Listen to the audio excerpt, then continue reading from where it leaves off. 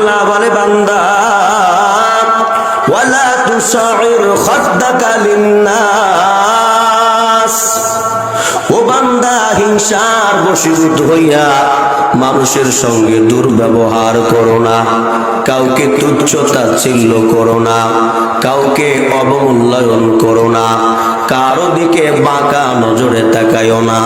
ওয়ালা তামশি ফিল আরদি মারাহা, জমিনের উপরে দম্ভ ভরে হেঁটো না, দাম্ভিকওয়ালা ব্যক্তির মতো চলাফেরা করো না।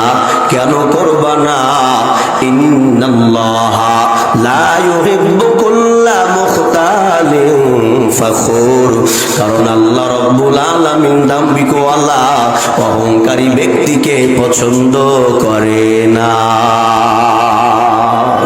ও দুমকি বাজারের মুসলমান, আজ ভালো করে জেনে নাও, তুমি বড় আলেম, তুমি বড় বক্তা, এটাই যদি তোমার তাকাব্বুরি হয়, এটাই যদি তোমার দাম্ভিকতা হয়, এটাই যদি তোমার অহংকারের কারণ হয়, ভালো করে জেনে রাখতে পারো, তামাম দুনিয়ার মানুষ যদি তোমাকে মাথার উপরে উঠিয়ে রাখে, সবাই যদি কদর করে সম্মান করে, কিন্তু আল্লাহ তোমাকে পছন্দ করে না।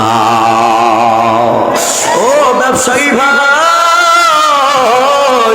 তুমি বড় ব্যবসায়ী হয়েছো, তোমার ব্যবসায় বড় ভালো বরকত হয়, এটাই যদি তোমার দাম্ভিকতা হয়, এটাই যদি তোমার অহংকারের কারণ হয়, তুমি সারা পৃথিবীর মধ্যে যদি শ্রেষ্ঠ ব্যবসায়ী হও, তবুও তুমি মনে রাখবা, সবাই তোমাকে পছন্দ করলেও আল্লাহ তোমাকে পছন্দ করে না।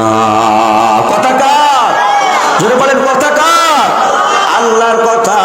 এই জন্য ভাই, আল্লাহ পাক রব্বুল আলামিনের বান্দা যদি হতে হয়, এক নম্বর কাজ লাগবে বিনয়ী হওয়া লাগবে, উচ্ছৃঙ্খলার জীবনকে পরিহার করতে হবে, মানুষকে সম্মান করা লাগবে। কিন্তু আমাদের সমাজটা এমন হয়ে দাঁড়াইলো রে বাবা, মুরব্বীদেরকে সম্মান করা, ইজ্জত করা, কদর করা, এটা বর্তমান সমাজের কিছু কিছু যুবক বড় অপমানের বিষয় মনে করে।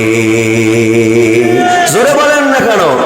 অথচ পয়গম্বর বলে যায়, তিন ব্যক্তিকে সম্মান করবি তো আমি আল্লাহকে সম্মান করা হবে। এর ভিতরে এক ব্যক্তি হলো যিশাইবাতিল মুসলিম, বৃদ্ধ লোক, দাড়ি পাকনাওয়ালা মানুষ। এই জন্য ভাই, দাড়ি পাকনাওয়ালাকে সম্মান করা মানে কাকে সম্মান করা? আপনারা কথা বোঝেন না? জোরে বলেন। দাড়ি পাকনাওয়ালাকে সম্মান করা মানে আল্লাহকে সম্মান করা। আবার মুরব্বীরা ছোটদেরকে স্নেহ করা, কাছে ডাকা, কিছু কথাবার্তা বলাকেও তারা অনেক তুচ্ছ তাচ্ছিল্যের বিষয় মনে করে।